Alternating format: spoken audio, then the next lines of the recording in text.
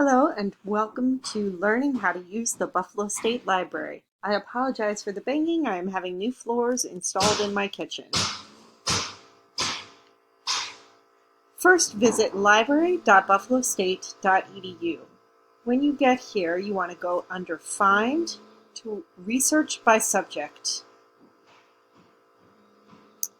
Page down until you get to Music.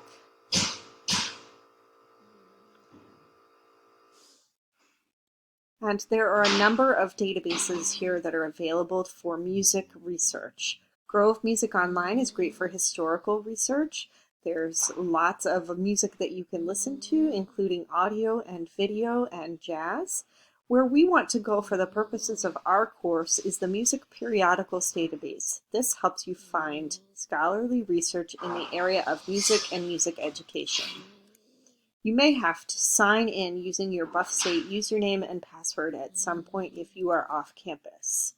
Type your search terms into the box using your Boolean operators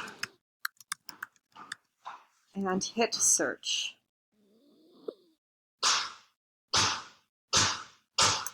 You'll receive a number of results for this. There are 3,214.